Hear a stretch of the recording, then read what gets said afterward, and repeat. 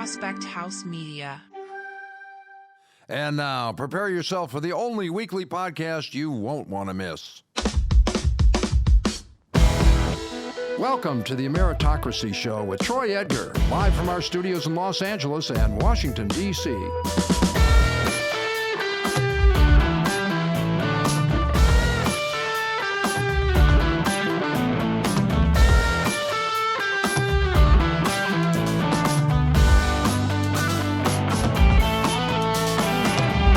Hey everybody, I am Troy Edgar and welcome to the Ameritocracy Show. Thank you for tuning in and checking it out. It is greatly appreciated. This podcast examines the conditions for personal and economic growth and opportunity across America.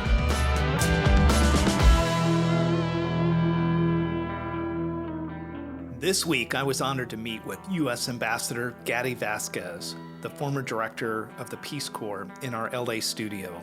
Gaddi reflects on his journey and offers a message of hope and resilience. He emphasizes the opportunities available and the importance of giving back. He expresses his pride in being an American and his dedication to creating possibilities for others. He also discussed his involvement in education and local government as a way to make a positive impact. This interview was very inspirational to me and left me with a lot to think about. Gaddi acknowledges that challenges and hardships exist, but he believes that Americans have the ability to overcome them. He reminded me the importance of celebrating the fact that the U.S. is a great nation where people can dream big and achieve great things.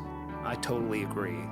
I feel many times we forget this important message and lose hope and our way forward to be the great people and nation we aspire to be. This episode really touched my heart. I hope you enjoy. Good afternoon, Gaddi. How you doing? I'm doing great, thanks. Good to be with you. Thank you. I really appreciate you coming out and doing this with me today. Thank you. My pleasure. Yeah, Gaddi, been a real thrill for me to be able to finally have the opportunity of sitting down with you. I think being active in Orange County and the political level, the local level for me, city council 12 years, you have had a tremendous effect on Orange County, and we'll talk about that coming up here. But I think also just something I think we share too, you at a much higher level is our desire to serve at the national level and to be able to give back and to be able to actually have a gift and something that we can provide the American people at a much higher scale. And it's gratifying and it's humbling, I think. And so I wanted to kind of explore that with you today. Sounds great. Thank you. Yeah. So, when I look at your background, true Renaissance man, when you look at it, when I was doing the preparation, starting out through law enforcement, ending up being an executive, public service at multiple levels within the, local level in the county. And then, as you kind of worked your way through, you're serving, as a director of the Peace Corps, an ambassador. And then when you got out, I thought, wow, that's enough. But it's not. You just kind of kept going and achieving a lot of other things on boards and giving back.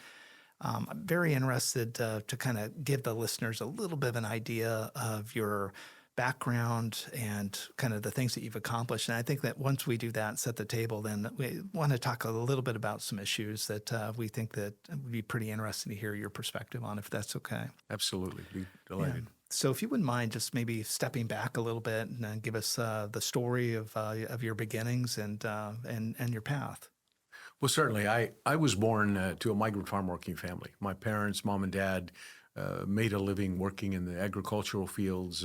When they were single, they worked the circuit that is typical of Texas, Ohio, Michigan, and those states that are agricultural states, eventually settling into California, but still working in the migrant farm working area during the Bracero era. And to listeners who may be familiar, that was an era when Mexican workers came from Mexico to California to harvest crops and then returned to Mexico into that program. But my parents, we were born in the state of Texas. I was born in the state of Texas, but raised in California. And so we abided a very difficult economic situation when I was born and during my early childhood. But I was raised in a place initially in California, Watsonville, California, which is a small agricultural town up in the Monterey Bay area. Big agricultural production. We lived in a one-bedroom trailer with no running water, no heating, no cooling, and no electricity. And we managed with what we had. But what we lacked in material goods was made up with a lot of spirituality. I tell people I was raised on heavy doses of biblical verse, and to understand that giving is more important than receiving. And as a child, I always remember, even as young as I was, seeing my mother answering that trailer door when someone who was homeless and had no shelter would come looking for food, for nutrition.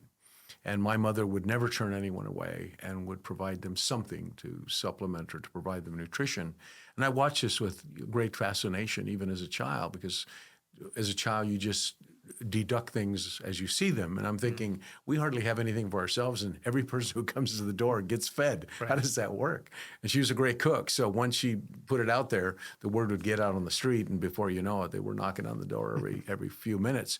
So it was a kind of an environment where, yes, we were challenged. Yes, it was difficult. But we were also taught that this was America. This was a place of possibilities. This was a nation where you could dream big dreams and achieve great things.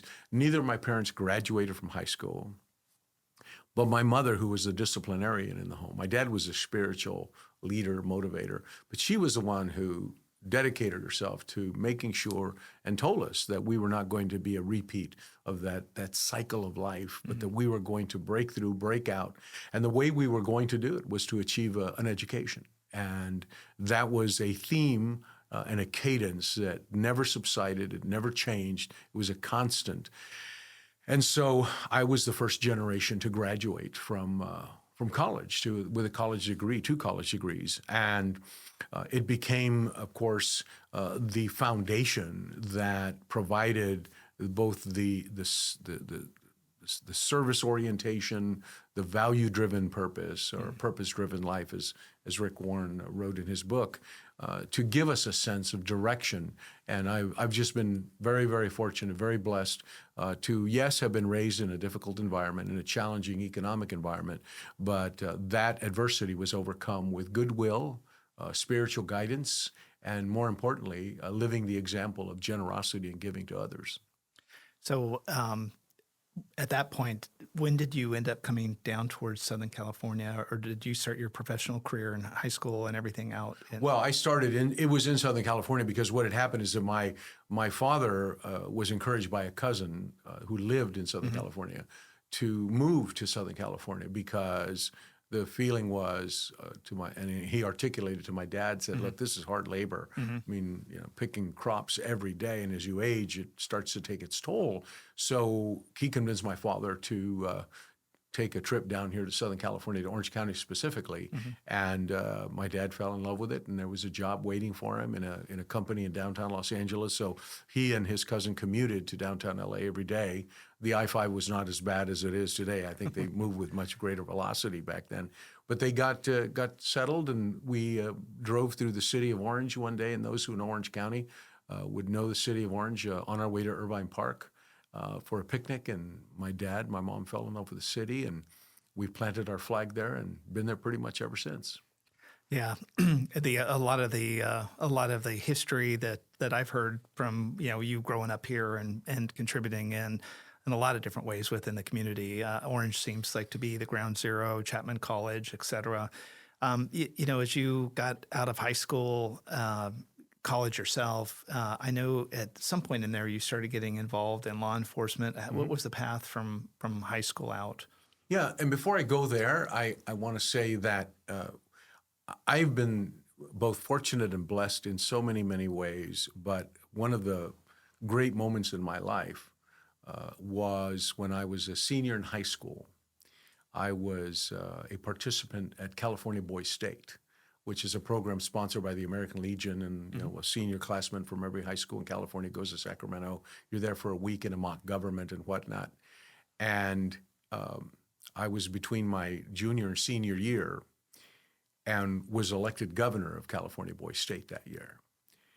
And that moment was made extraordinarily special because back in that day, the sitting governor of California would come to the swearing in of the California Boys State governor. Oh, wow. Ronald Reagan was the governor of California then. And Ronald Reagan, Ivy Baker Priest, Houston Flournoy, and Ed Reinecke, who were lieutenant governors, treasurers, the treasurer of the state. I mean, he basically brought the constitutional officers with him to that ceremony. And it was an amazing moment because for me it was impactful, but it was also a defining moment because as a teenager, here you are standing next to the governor of California, who goes on to be president of the United States, Right. And a great historical figure. Those were very, very priceless and special moments. And that was coupled with 1 year before that, or maybe two, where I was at home in Orange and received a call from the governor's office, Governor Reagan's office. And he had a program where every year he would recognize a young person in California with the governor's medallion for leadership and service. And to this day, I'm not sure who nominated me for that, but I do know I took the call. Yeah. And that was an experience because they flew me to Sacramento. And I have the photograph, which I think I've shared with you, of accepting that award, which was interesting because in that room where that photo was taken is the governor's conference room in the state capitol. Decades later, I served as Governor George Deukmejian's chief deputy appointment secretary, and we met in that room very often. Oh. And so from high school through adulthood, through public service, those linkages, those moments in life, particularly when you're especially young, help shape and form who you are.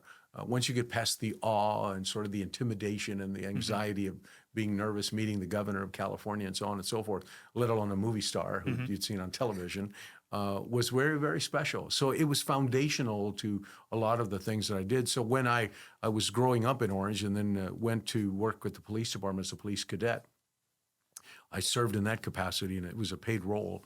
But I was also going to college at the time, Santa Ana College, and advancing my education. And the chief of police called me in one day and said, I would like to send you to the L.A. Police Academy because I'd like to name you to the police force, to the department as a police officer. I was a little bit stunned by that because I was 19 years old when we were having this conversation. And I think I remember saying to him something to the effect of, I'm still living at home. And here I am about to maybe go off to the police academy, which I did, graduated from the Los Angeles Police Academy, and ended up graduating as the class speaker for my graduating class. And off I went to service in law enforcement and considered that to be another moment in life that helped shape who I am and what I've become in public service and in the private sector as well. Because in law enforcement, you see virtually every dimension of life, of human existence, the good, the bad, the very ugly, but it helps inform you as a person and helps you adopt the kind of values, I think, that at least in my case, have served me well as I've been able to serve the public. Yeah, and that public service, as you kind of kept going, Gaddi, I know, I think we're kind of intercepted, and again, this was a long time ago, but I had remembered when I started getting a little bit active in the politics of Orange County, I think you were at Edison, but I know before that you served some time on the county board of supervisors. And so, at some point in there, from your police officer public service, you moved into actually elected public service. I did. I went from law enforcement to city administration, Okay. And to county administration as an aide to a county supervisor who I would eventually succeed, actually. And but in that intervening period, though, it's worth mentioning, I was named by the governor, by then Governor George Deukmejian, to serve, and I served in 3 capacities during his administration. And that was as the Hispanic liaison from the governor's office to the Latino community in California, then the deputy appointment secretary position, and then chief deputy appointment secretary, which is oversight of executive appointments in the administration. From that position is when I came to the Board of Supervisors. And when I came to the board, I became the first person of color to serve on the Board of Supervisors in the history of Orange County. Wow. So that was a trailblazing moment. It's interesting, Gaddi, as I'm a corporate guy, and I got involved in my city to, because I wanted to see if I could help out. We were having financial problems, and I ran, and I ended up on the council, and ended up being the mayor. And I think it was from that, then, while I'm doing corporate restructuring for some of the biggest companies in the world, and I'm flying all over the world, but I'm making it back in time for the meetings. And so, you're living kind of a dual life. But I would do lobbying for the city with the lobbying groups of Sacramento, and I would do the same thing in Washington, D.C. And through that process, you get to know the local electeds. You get to know all 32 city mayors and city council members, the county board members, and the electeds at the state and the federal level. And it kind of does make you think sometimes when you're up in Sacramento and you're on the floor of the Assembly or the Senate, or you're in these offices, or I'm in D.C. and all the congressional offices. You look around, you're like, I wonder if I'll ever be here again. You know what I mean? You just, because to me, I wasn't committed that going back to a purpose-driven life, Rick Warren, I wasn't convinced that my purpose was politics or that to be in that level of public service. But it was interesting as you kind of go forward, and we'll kind of get to, 2002 when you start to move to the national level. But I remember being in the White House in my job with DHS after I'm going through Senate confirmation and sitting there going, oh my God, I'm working here now. Like this is like part of what I do. And it is a heavy, it does take a little bit of processing. And I know you probably as a kid weren't sitting back going, hey, I'm going to be back here. And then you're conducting business, just had to be a different feeling. It is, and I know it sounds a bit cliche, but you do pinch yourself when you are in the White House in service to the country because it is a unique opportunity. It's a distinguished opportunity. It's an honorable opportunity to be able to serve.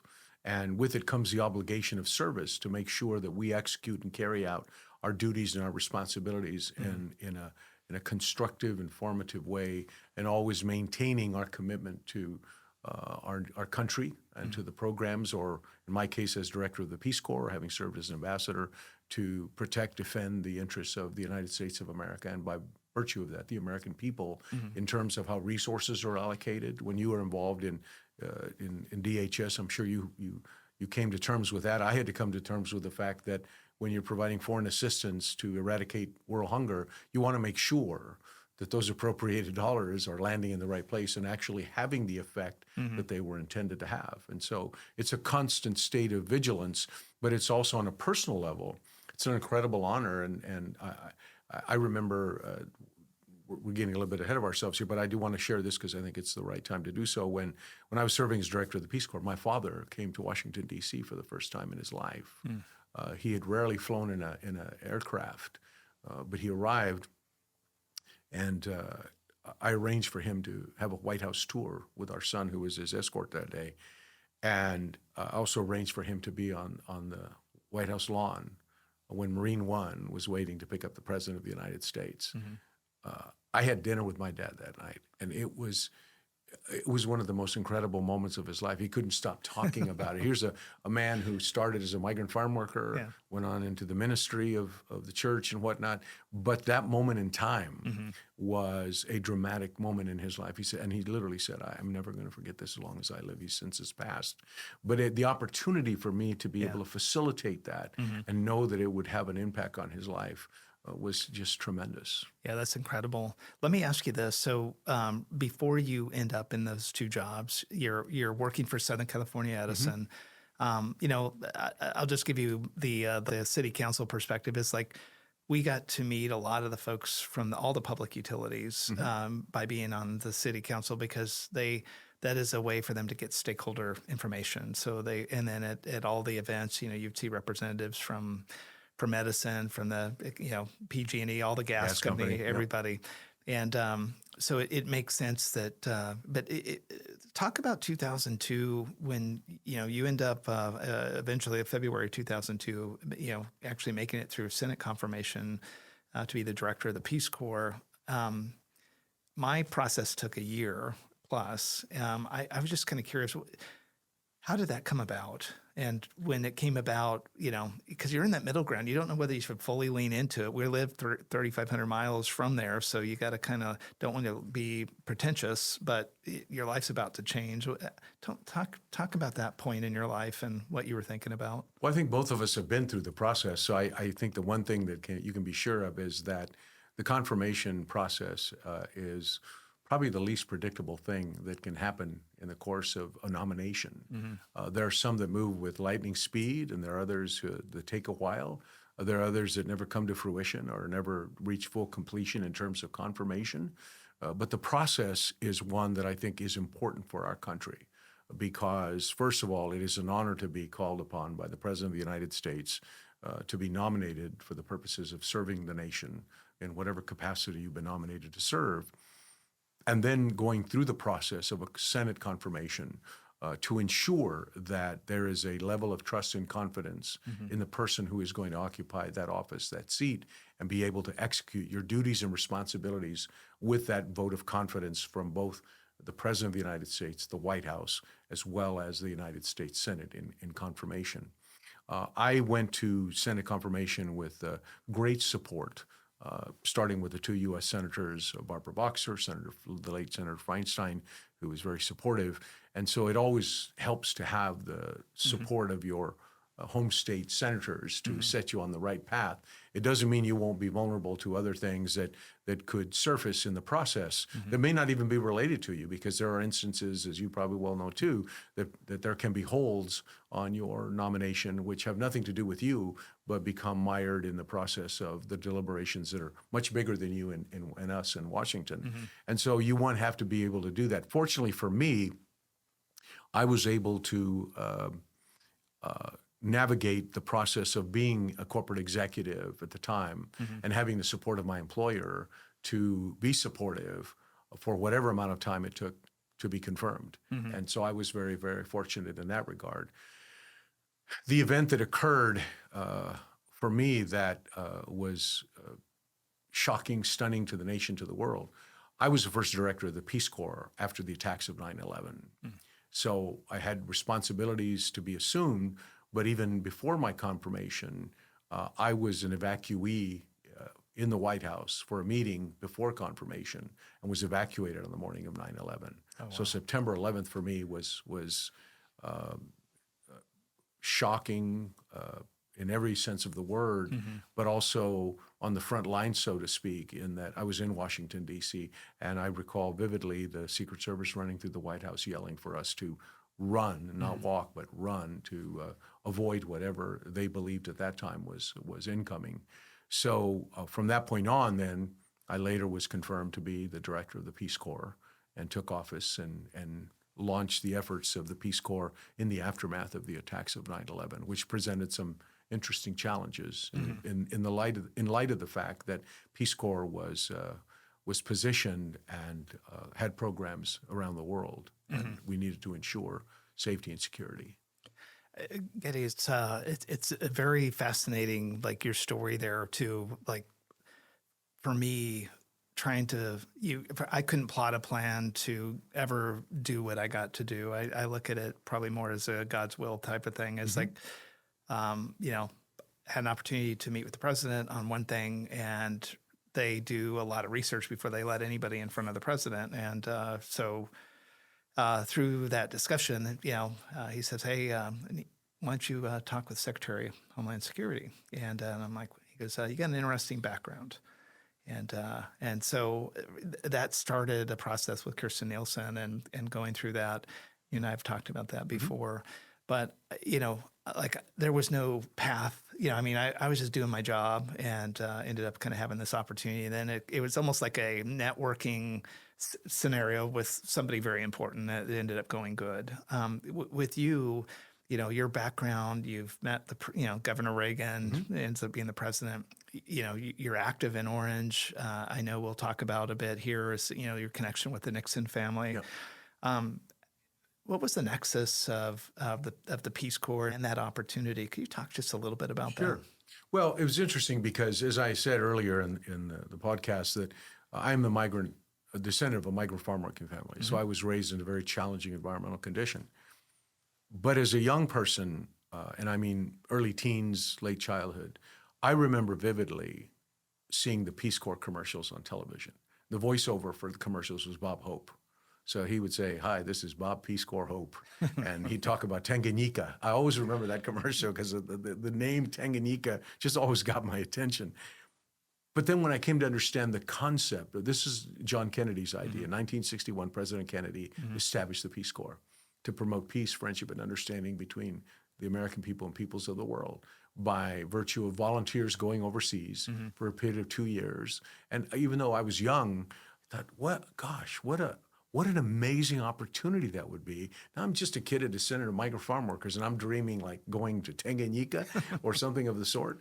And so I was always intrigued by that. So as I grew older and I got involved in community activities, I started to associate myself with organizations that were involved in international non-government organizational work, to learn about it, to understand it. I traveled as I got older and went to the Board of Supervisors and otherwise, traveled to Israel, traveled to foreign countries on behalf of U.S. delegations and with U.S. delegations. So I got to get a sense of the flavor of all of that chemistry.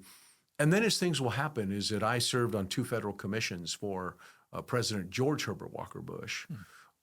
And between his administration, shortly thereafter, I should say, after my initial meeting with him, I was giving a speech in Houston, Texas.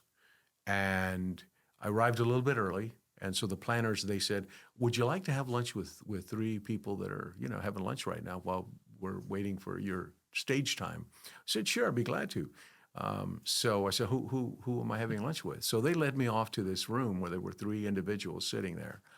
And one person was named Rocky Carroll. I had no clue who Rocky Carroll was. The second person was J.C. Watts out of Oklahoma. I later came to find out, who was a prolific football player. And it was George W. Bush. And he was not governor yet. He was still in business in Texas. And so here are these 3 individuals. I knew the Bush name and because I'd met his father and so on and so forth. And then J.C. Watts went on to serve in the House of Representatives from Oklahoma. And I later came to find out that Rocky Carroll was one of the most famous boot makers in the state of Texas, who made custom-made boots for anybody who was noteworthy. And I always go back to that and recount that story because when I speak to groups, I say, never discount the people you'll meet along the way in life, whether it's in your career, profession, or otherwise, because you never know where you might cross paths again. And then eventually, decades later, he was elected president of the United States. And I always go back to that moment, that lunch in Houston, Texas, Rocky Carroll, J.C. Watts, and George W. Bush. That was your moment. That's it. Yeah. So when I had a pre-existing relationship with the Bush family, so to speak, but when he was elected president, then I was asked if I would be willing to come into the administration. And I specifically named the director of the Peace Corps. And that resulted then in a decision to nominate me to lead the organization, the agency. And it was one of the greatest honors of my entire life. It was a special moment. So Gaddi, through our discussions, some of the different activity that you've done, I know that job requires a ton of travel. Just for the listeners, I mean, it sounds like a really cool job. I will also, just as a point, probably about 8 or 9 months ago, I had a young man, Ed Ma, on our show who was a Peace Corps. Right. He actually served in Ukraine. And he was so enthralled with what was going on that when they went to war, he not taking a side on Ukraine versus Russia, but he cares about the people. So he started trying to get goods back in, medical aid. And, when you kind of go through that process, but, I think the Peace Corps job and the role and the mission of that, I don't know if, I think you said like 60, trips around the world, 60 different countries. Talk a little bit about the tremendous responsibility there. Well, it was tremendous responsibility. It would be in a normal season, but coming on the heels of the attacks of September 11th and wanting to ensure that there was nothing of any consequence happening to our volunteers in the countries in which they were serving was paramount, was critical to everything that I was doing as the new leader of the Peace Corps.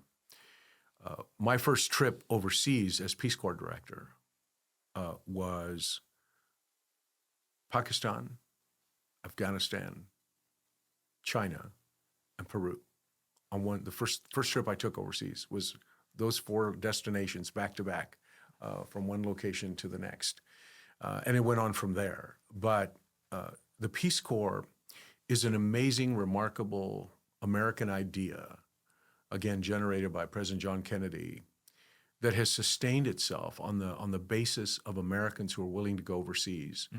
And most volunteers would probably say it wasn't a sacrifice, it was an honor, but it is a sacrifice in the sense that you are giving up 2 years of your life to go and to serve in a country perhaps that you've never been to confront a culture you don't fully understand or know, but also to be the person that can put a face of America on people in that village, in that town, that city, and create an affiliation between Americans and host country nationals and people who reside in these countries that will build that bond of peace, friendship, and understanding. We can have a better world if we would learn to understand each other better. And that's what the Peace Corps provides. I was just in Guatemala just weeks ago at the inauguration of the newly elected president of Guatemala. And at lunchtime, I sat next to a young woman who is now with the U.S. Agency for International Development. And she said to me, I served in the Peace Corps during your time as director of the Peace Corps. She says, and she showed me the photo because every volunteer, when they complete their service, they get a certificate of honor and completion signed by the sitting director, and showed me on her phone the photograph of her certificate of completion. And she is one example, and I've had dozens of examples like what I'm saying to you right now, where I have met foreign service officers, diplomats like her, now in the full service of USAID, the Agency for International Development. And she attributes that to the Peace Corps, that it gave her a sense of, this is what I'd like to do in my career. And so it becomes, the Peace Corps is also an incubator. It's a place where talent is being developed that eventually goes on to be part of our diplomatic corps. And that's a powerful statement because I don't believe there's anything that can substitute the opportunity of living in a village, you know, in Namibia or Zambia or Costa Rica for 2 years and learning about the people of Costa Rica or learning about the people in Zambia, their language, their culture, their tendencies, their curiosity, and so on and so forth. And I think those things are all important because they contribute to who we are as a nation. And then when that volunteer is able to come back and share the experience, they are able to articulate, in some cases, misconceptions, misunderstanding of country X, that this is how they believe, this is why they believe. I was in countries where, I remember one in particular place where I was in Casablanca, Morocco, coming out of a mosque, and a young man who was sitting on a fence along the ocean front, he said, "Hey, where are you from?" And I said, "I'm from the United States." And he looked at me and he said, "You don't look like an American." I said, "Well, I am an American." He says, "Yeah, but this is the color of your skin and the color of your hair and so on and so forth." And it gave me the opportunity to talk about the diversity of America. And you come away from those experiences thinking, now somewhere, somehow, he got the impression that an American looks this way, not that way.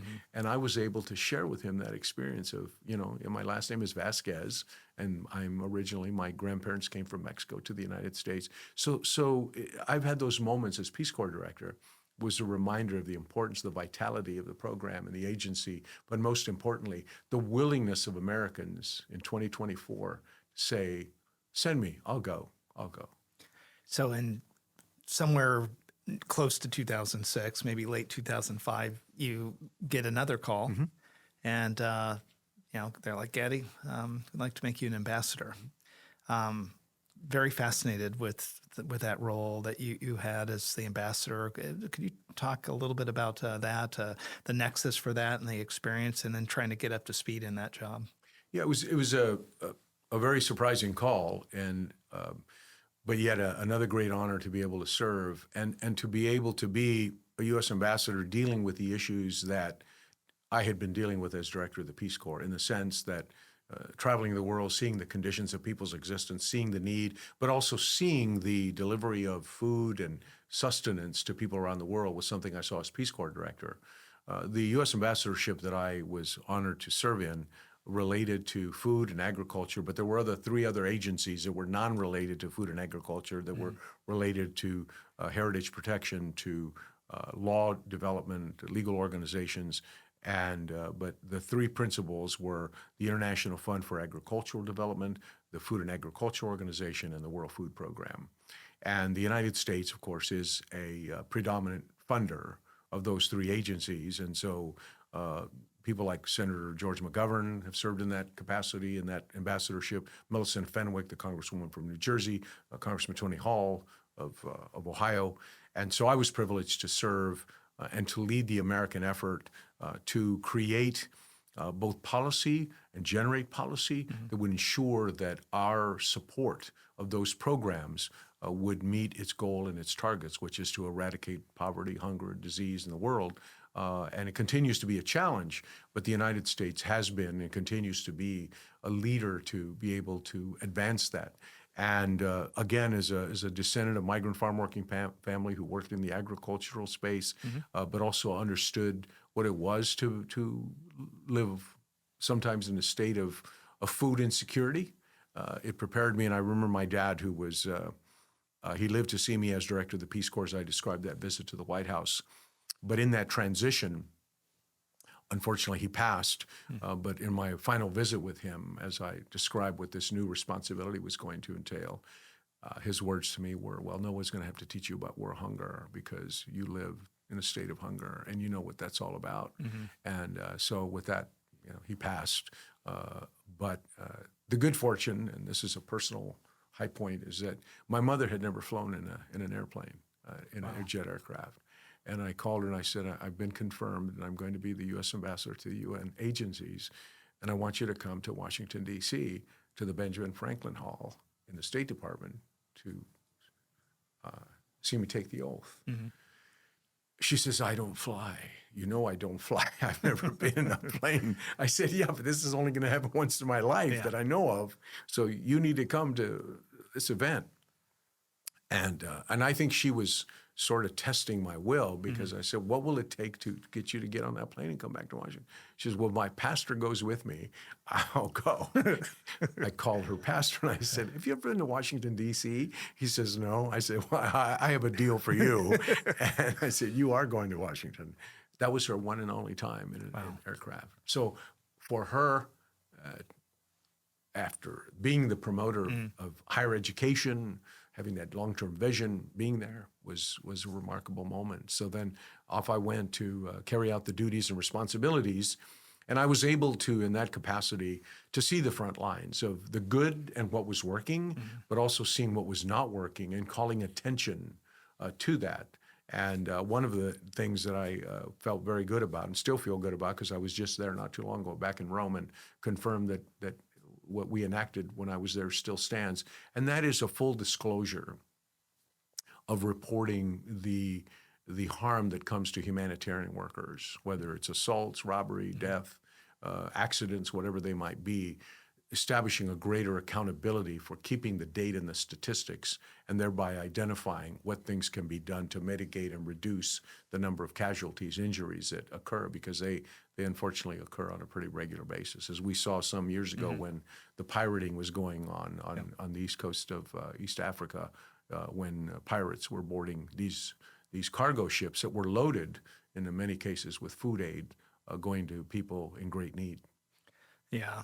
I guess the question I have too is like with that job as ambassador, it's just to kind of put a little bit of a parallel onto it. When people run in local election, they get on the city council, they start to see the city at a different view. Then you get involved in county stuff, you get to see the county at a different view. And sort of my explanation I told you, where I had the opportunity to meet the president, at each level, like, when you're on the board of supervisors, you're dealing with the governor, you're dealing with these people, your sphere of influence and your network really starts to exponentially increase, whether you want it to or not, because it's politics. You need to be out there talking to people. And I think at the ambassador level, when you get to that level, you're already was the director of the Peace Corps. Can you talk a little bit about your personal network and how that starts to expand, with the types of people that you come across? Because at this point, there's two sides of us. Like the one side is we got a job to do. Let's stay focused. And I could tell through your career, you got into the job and you did the job. But there's another part where you look around and it's like, what a tremendous opportunity to get to meet interesting people and to make contacts. Any interesting or personal story of at that level as the ambassador? You've had to have a lot of contacts with pretty interesting people, and do you stay in contact with them today? Yeah, well, I'm a person who values relationships a great deal, and my friends will tell you that I'm Gaddi Stay in Touch Vasquez. It is who I am. Yeah. And just before coming here to the studio for this podcast, I was having a conversation with someone about the way that I choose to have relationships is both shaped by method, design, but also the trajectory, in the sense that I have been the luckiest guy on earth to have started things and trailblazed positions and roles and responsibilities at a very young age. Police officer at age, recruited at 19, academy at 20, county supervisor at 32, first person of color, in my 20s to be on the governor's staff in a senior leadership role, to be a corporate executive at a very young age, to have been director of the Peace Corps at a relatively young age compared to peers and whatnot, and then to them be a U.S. ambassador. But I've always made it a priority to stay in touch with people. I really value, and I don't think anyone who's listening should ever underestimate the value, because you never know where you're going to meet somebody at lunch where three people are sitting at a table in Houston, Texas, Right. and one ends up being a member of the U.S. House of Representatives, and the other one ends up being president of the United States. That's right. So I think it's important to always be attentive and have a method, if you will, to stay in touch with people, because you never know where your paths are going to cross again. I recall walking in front of the White House one day while I was director of the Peace Corps, and this young man called me out and said, "Are you Gaddi Vasquez?" I said, "I am." And he says, "Oh, well, I heard you speak at an American Legion Boys State dinner in Orange County years ago when I was in high school, at Modern Day High School in Santa Ana. And I heard you speak, and I just wanted to tell you that speech had a lasting, life-changing impact on me." You have those moments where it's like, what, me? Yeah. What did I say that day? Yeah. What did I, maybe I should re-script that one. And I said, where are you doing here? Where? He says, "I work in here." And he pointed to the White House. And as it turns out, he was a senior official dealing with the issue of terrorism and all the aftermath of the attacks of 9/11. And it really had an impact on me for days to follow, that there are moments that as a leader, you may give a speech, you may say things, or it may not even be what you say.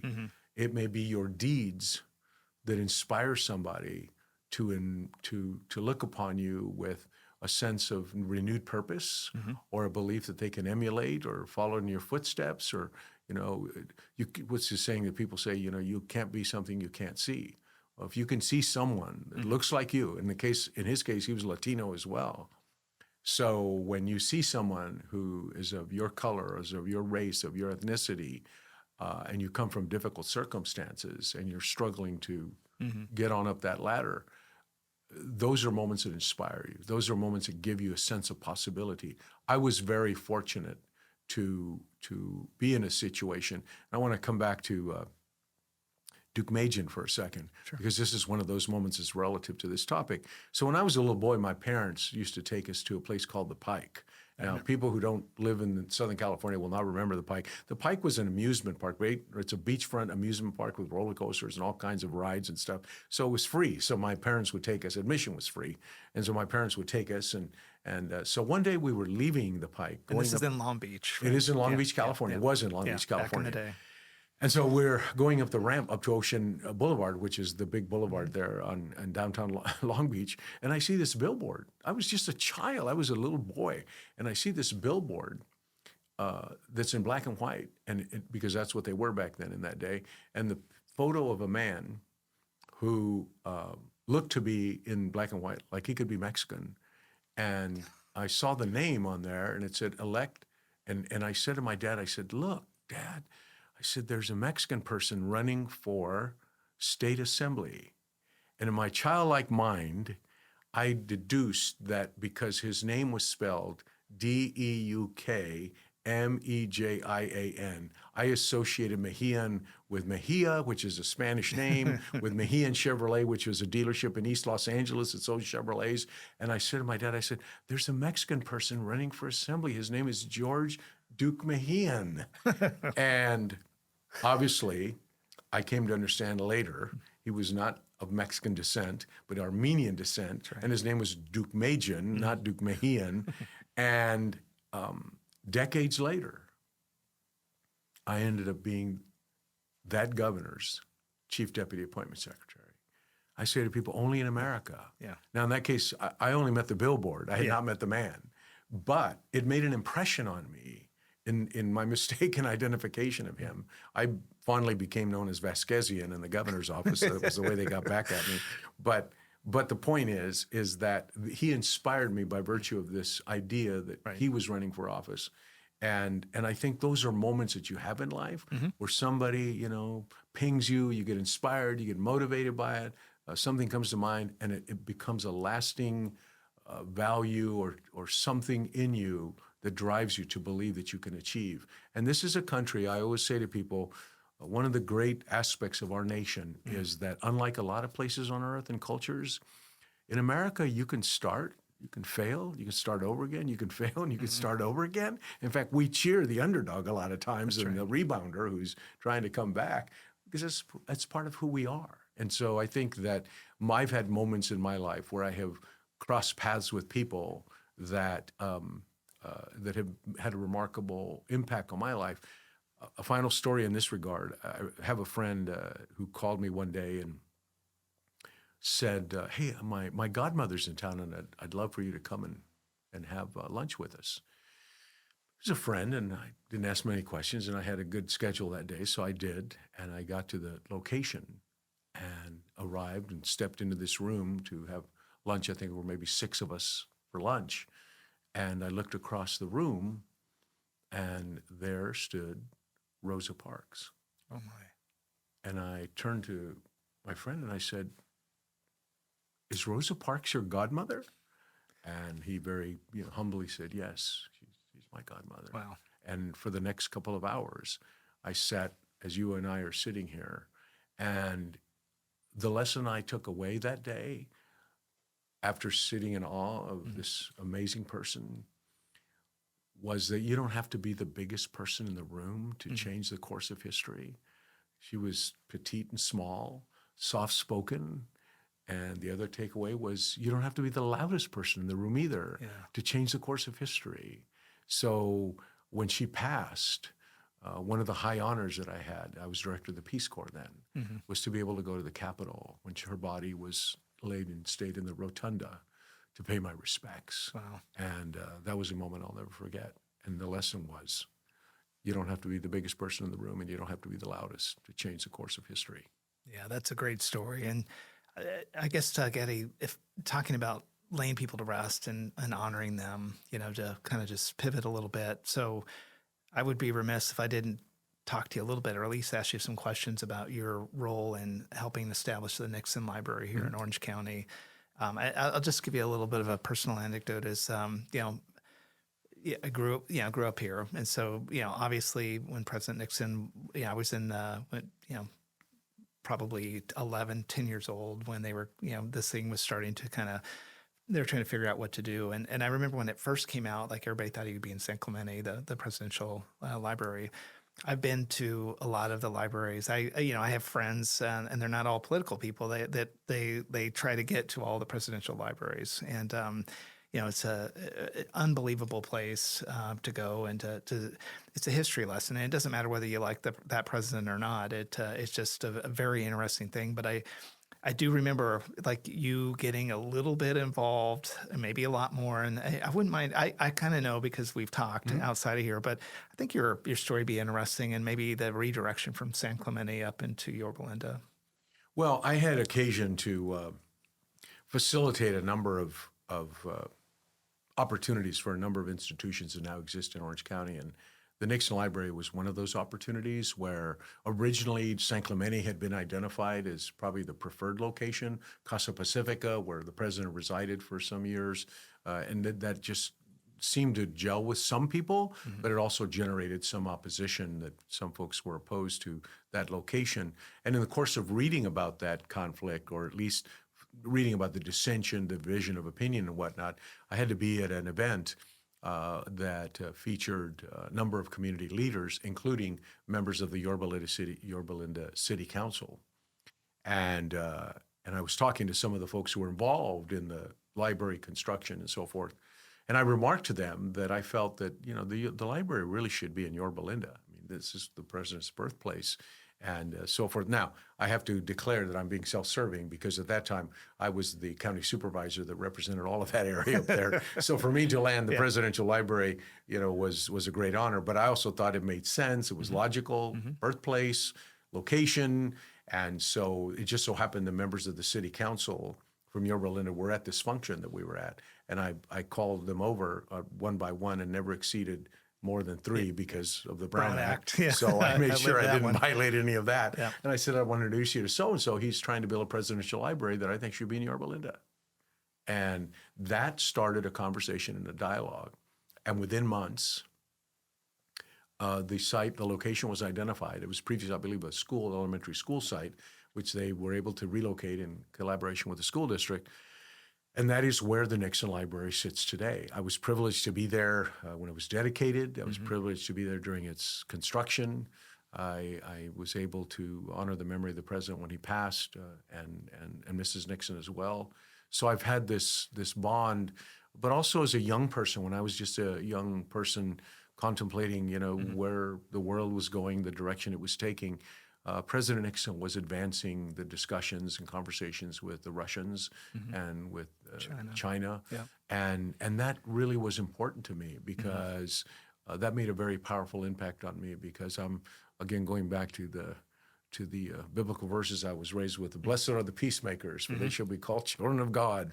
And I thought, gosh, he's promoting peace and trying to make peace with some people who are not. I'm a young kid, but thinking, he's trying to make peace with the people who are not necessarily friendly to us. So to have had the honor and the privilege to not only have met him, but I was invited, and when I took up the invitation, both my wife and I, to visit with the president when he was living in Bergen County, New Jersey, and had an opportunity for just the 3 of us, my wife, myself, to sit with the president. And as a person who has great interest in foreign affairs, it was amazing to have that opportunity to chat about everything foreign affairs and international relations. And so I'm very proud to say that I have a letter that I have. I was hoping you would bring that up. And not only tell that story, but when this is over, maybe I can get the picture of, so we can kind of post it because this is an unbelievable story. Sorry to interrupt you. Yeah. So I received this letter after the library was opened, and I'm paraphrasing, but essentially it's a longer letter of several paragraphs. But the to me the most striking part was that in the letter he said that he, and I believe my memory serves it correctly, he and Mrs. Nixon would always regard the presidential library, the Nixon Library, as either the library or the house that Hugh, who was Hugh Hewitt at the time, was the director of the library, and Gaddi built. Wow. Well, that was the ultimate compliment, and it really has resonated with me for a long, long time. And to see it today, and to see it flourishing and growing and expanding and being a major, major part of destinations to visit in Orange County and the state of California is pretty remarkable. So, Gaddi, as we kind of get towards the end here, we've covered a lot of ground with you. We've looked at your upbringing and kind of the opportunities and your messaging on. You never know when you meet somebody. It could be the first time, could be the beginning of a relationship you don't know. Your different journeys in serving at the national level. You're on boards now and still continue to give back. Any message that you would like to kind of provide to the listeners, people that see this type of an American dream, this type of a journey, and they're trying to kind of sit back? I think what what we're trying to do on this podcast is to provide kind of a perspective of a lot of different paths, and the bottom line, from my perspective, there is still a tremendous amount of opportunity for the American dream. And through all these different examples, yours is an unbelievable testimony. Hopefully somebody will listen and hear that and go, oh my God, that is something I can do, or I see the path that Gaddi went. From your view of this, and you've put a lot of pretty deep philosophical perspectives already on the table, anything you'd like to close with as we kind of get through this? Well, I know we are living in turbulent times, and sometimes the level of some Americans, the level of cynicism among some Americans is somewhat alarming. But to whom much is given, much is required. Or to whom much is given, much is expected. And the greatest gift that we have, to those of us who live and walk this soil, the greatest gift we have is that we're Americans. And as someone who's traveled the world extensively, I can tell you that, and then we're seeing it, but I can also say that there are millions and millions and millions, maybe billions of people who would aspire to come to this nation tomorrow if they had the opportunity, could do so readily. I remind myself every day that this is a great nation where people can dream big dreams and do great things.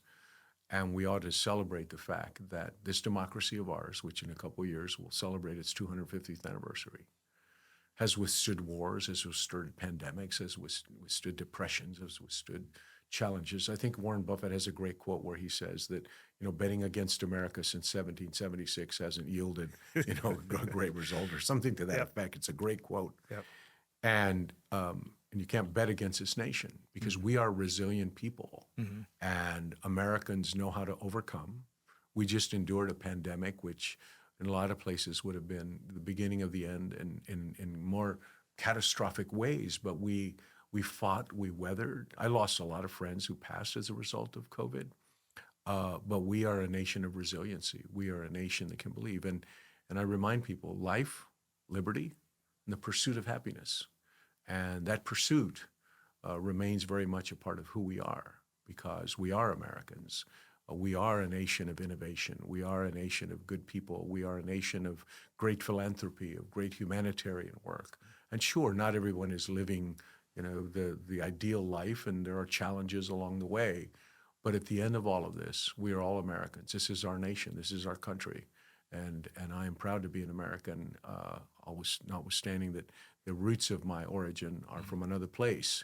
But this is a country that gave a young kid from Texas and Watsonville, California, and Orange County an opportunity to not only be a recipient of the kindness and generosity of people who helped me when I was growing up, when I was a young teenager, when I've been an adult, when I've served the public, but also now I think I have an obligation to give back.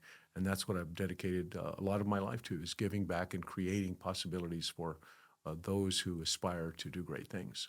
Yeah, I appreciate it, Gaddi. And I think anybody interested to kind of see you in action, I think following you on social media too, I know that isn't your giving back, but I think it just shows a lot of the different areas of involvement that you're into. I see a lot of your activity around education, trying to give back to the kids, and then even within your local government, really kind of staying as an active voice and trying to guide that next generation of people. So I just want to tell you, I'm very appreciative of everything you did. Thank you for your service to the country. Thank you. Yeah, and I just really appreciated the time to be able to get have this discussion and actually record it this time so that we can share this with all of our listeners. So thank you again. Great to be with you. Thanks.